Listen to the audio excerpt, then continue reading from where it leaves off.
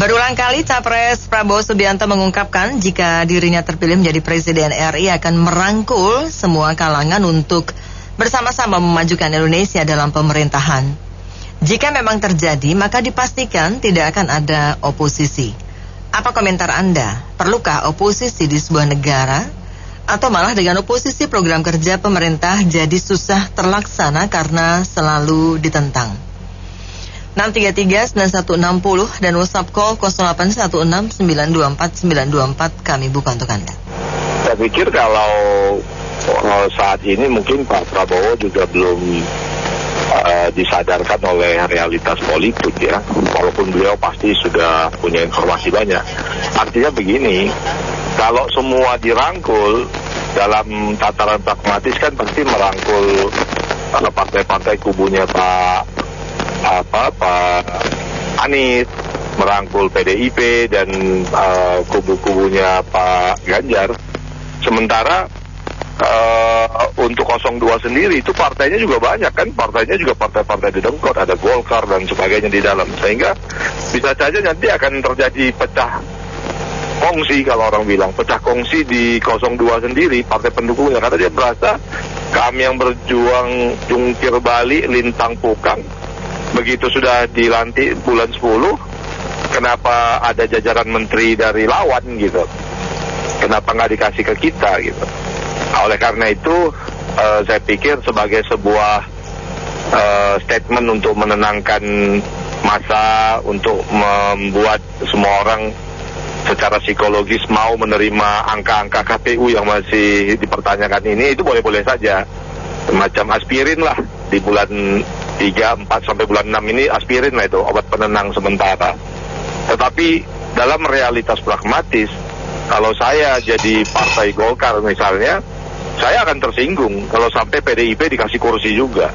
Saya juga sebagai pribadi Golkar akan tersinggung kalau ada posisi baik secara kuantitatif maupun secara kualitatif, posisi-posisi itu dibagi ke partai PKS misalnya. Yang berjuang jumpalitan dari Sabang sampai Merauke ya kita gitu, partai-partai yang mendukung 02. Nah ini yang akan dihadapi oleh Pak Prabowo ketika nanti beliau tersadar akan realitas politik. Terima kasih. Oposisi itu tujuannya penting ya, untuk checks and balance, untuk menimbangkan roda laju perusahaan, roda laju pemerintahan ya. Artinya suatu negara kalau nggak ada posisi repot juga. Kelemahannya dia tidak mengetahui apabila ada anggota atau bawahannya melakukan tindakan-tindakan penyimpangan atau distorsi, sehingga tidak dilakukan teguran atau sapaan gitu loh. Sementara kalau ada penyimbang atau oposisi, dia bisa melakukan kritik. Nah, oposisi ini ada dua hal ya, yang membangun konstruktif dan menjatuhkan destruktif. Nah, seringkali memang pelaksanaannya oposisi dari partai politik ini biasanya menjatuhkan, destruktif ya, sehingga jalannya pemerintahan itu sering diganggu seperti tadi diuraikan gitu loh. Jadi sebenarnya oposisi itu penting untuk memberitahukan jalan laju pemerintahan, seperti DPR sebagai legislatif kan, sementara pemerintah sebagai eksekutif, sehingga bisa bersama berjalan gitu loh. Saya kira demikian. Kalau menurut saya ya jangan percaya politisi lah, mau oposisi tidak oposisi, terutama di Indonesia itu kan politik itu ajang cari kekuasaan, cari kekayaan. Itu contohnya itu Sandiaga Uno tuh rugi 3T gitu loh. Itu kan masih pebisnis, hitung-hitungan pasti adalah. Semua yang kalah itu kan hari ini teriak-teriakan karena nggak balik modal, mungkin sudah banyak yang hilang gitu loh. Untuk ribut juga, untuk tawar-menawar aja sih. Jangan terlalu percaya lah, nggak ada ideal. Sekelas Amerika aja yang dukung-dukungan juga ini tujuannya untuk mengamankan bisnis kok. Nggak ada yang benar-benar apa ya, katanya untuk negara, itu bullshit. Nah, kalau menurut saya tuh nggak mungkin. Jadi mau oposisi kayak nggak posisi, kayak hidup kita gini-gini aja. Kalau Anda nggak mencari ya nggak makan gitu loh. Dapat siang gratis kan nggak semua dapat, itu pun dapatnya cuma 15.000. Kenyang nggak sih? Belum tentu, itu pun rebut-rebutan loh. Itu pun harga diri harus dijual dulu, dikere-kerekan dulu baru dapat itu makan siang itu nggak seumur hidup. Jadi nggak usah pusing lah sama yang begitu-begituan ya. Terima kasih. Kita bingung Mbak ya, KPU belum mengumumkan, kok kayak ngebu-ngebu sudah ngatur-ngatur. Kita lihatlah parameter kita tuh, Jogja itu sama Kebono, itu mereka tenang aja sebagai raja. Ini Bu, Republik saja belum jadi, belum apa saja sudah mengatur-ngatur, apalagi sudah jadi. Kita dengar dulu KPU, kedaulatan di tangan rakyat semuanya di situ. Ada yang busuk-busuk atau tidak untuk dipilihnya, siapa dia. Kembali lagi saya bilang, oposisi itu harus Mbak, kalau ada ibaratnya quality control Mbak. Kalau mereka terpilih, kerjaan mereka yang busuk-busuk dimasukkan juga, quality control kita kemana? Rusak rakyat ini, dicekoki terus, suruh bayar terus, pajak dinaik-naikin, gaji mereka tetap dapat. Nah, tikus-tikus pada bergeria itu dengan uang-uang rakyatnya itu. Kinerja mereka semau-maunya saja. Jadi kalau memang mereka kayaknya politik amatiran, kayak begitu-gitu saja mereka udah mengatur-ngatur, ya kalau mau jadi raja, ya bentuklah suatu kerajaan kayak Mas Jokowi, katanya dinasti kayak begitu.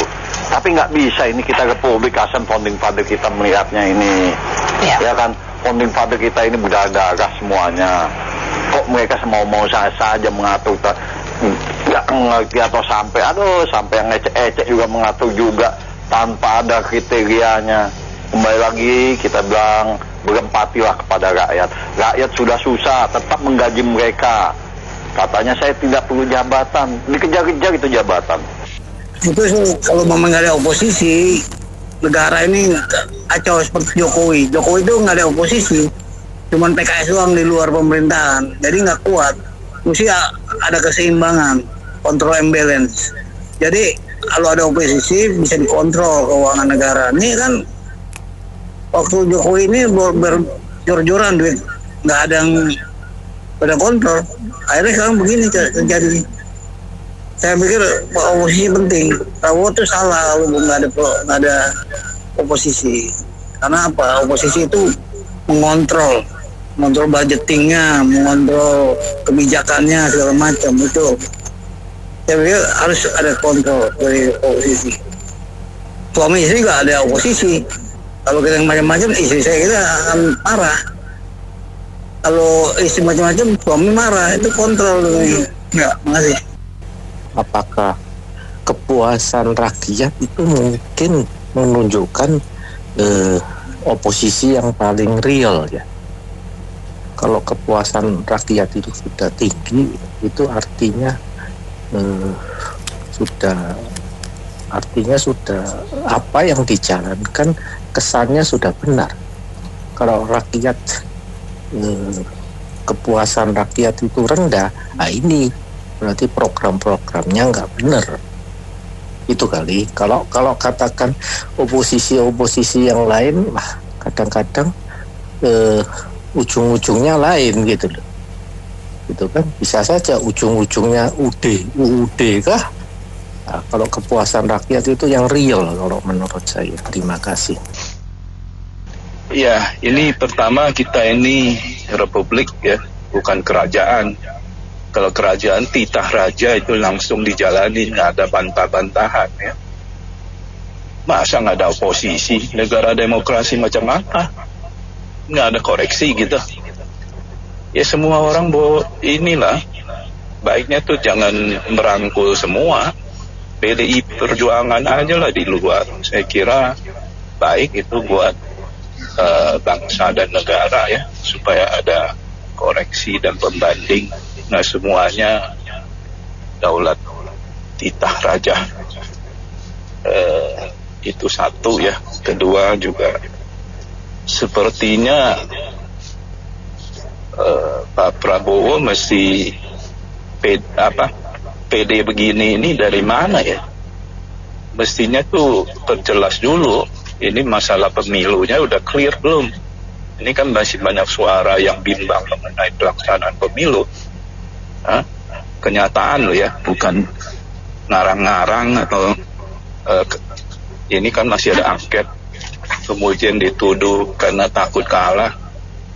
Kenyataannya memang banyak masalah, bahwa memang kalau bagi-bagi jabatan itu menarik, iya kita tahu lah, semua politisi kita macam begitu lah ya. Yang penting dikasih jabatan, selesai ya. Ada yang 9 tahun oposisi, kritik terus, begitu dikasih menteri, adem. Malah IKN itu proyek yang sangat mulia katanya. Ya aneh lah ya begitu. Tapi saya tetap bilang itu mesti ada oposisi lah. Kalau nggak ada ya kayak kerajaan aja ya. Makasih. Ini kalau Prabowo itu mengatakan tidak akan meniadakan oposisi, itu cuma mimpi. Itu hanya mimpi, karena PDI Perjuangan pasti akan beroposisi dan tidak mungkin bisa dirangkul oleh Prabowo masuk ke dalam pemerintahan. Karena apa? Itu PDI itu udah sangat benci kepada Jokowi. Mereka menganggap Jokowi sebagai pengkhianat, seperti Malim Kundang. PDI membesarkan dia menjadi wali kota Solo, menjadi presiden, tapi sekarang dia mau pindah ke Golkar. Jadi seperti Megawati itu dulu memusuhi SBY, sampai sekarang pun dia nggak bisa merangkul SBY, nggak mau merangkul SBY. Nah ini Prabowo juga pasti akan dimusuhi terus oleh PDI, karena PDI sangat benci kepada Jokowi yang mengkhianati partainya. Terima kasih. Ya kalau menang semaunya, yang ngatur juga semaunya. Kalau nggak ada posisi ya bagaimana nanti rakyat? Ya udah aja nggak usah jadi negara demokrasi, jadi aja kerajaan. Jadi susah nanti rakyat ininya loh.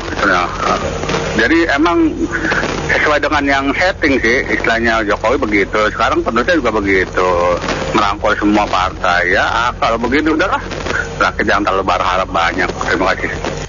Nah, ya kita juga bingung sebagai rakyat jelata ini ya. Presiden belum terpilih, belum KPU mengumumkan, nggak tahu betul atau tidak, kecurangan dijalankan ya kan. Ini udah iming-iming begini begitu, nggak boleh ngatur sana, nggak boleh ngitung sini. Apalagi kalau sudah jadi, bingung kita ini. Jadi kembali lagi saya bilang, mau oposisi mau apa tergantung partainya, nggak usah diatur-atur. Kalau kerajaan bisa mereka ngatur, karena mereka punya wilayah, mereka punya kekuasaan. Kamu harus begini, kamu harus begitu. Ini kita republik. Ini belum berkuasa saja sudah mengatur-ngatur, apalagi sudah berkuasa. Jadi kembali lagi, lepaskanlah semuanya ini, kedaulatan rakyat di tangannya. Jangan dipilih belum sudah mengatur-ngatur. Jadi kembali lagi, kita ini bernegara, republik, bukan kerajaan yang kita emban. Lain kita lihat contoh itu Hamengkubuwono itu, kerajaan tuh Jogja.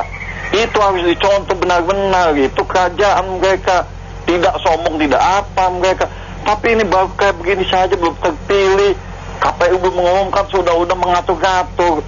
Masih panjang waktunya. Jadi jangan ngatur oposisi, saya harus rangkul begini. Mau bagi-bagi jatah uang rakyat. Memang banyak pajak sudah dinaik-naikkan. Rakyat susah, nggak tahu mereka bagaimana.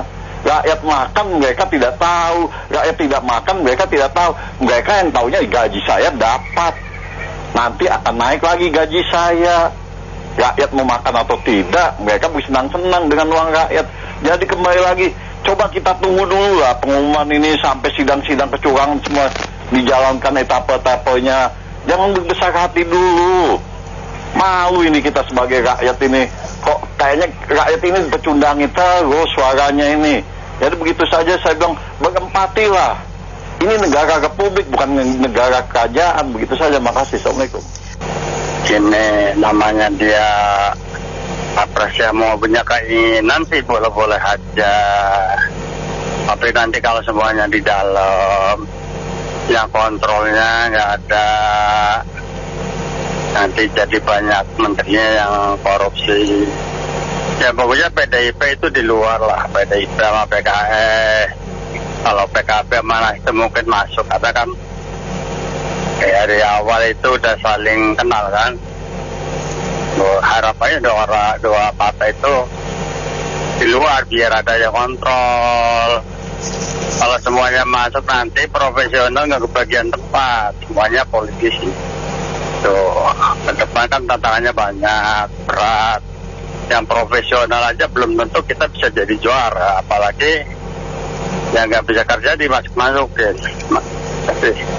Baik, terima kasih banyak Anda mitra bisnis yang sudah beropini untuk Businessman Opinion. Saya Nina Amelia.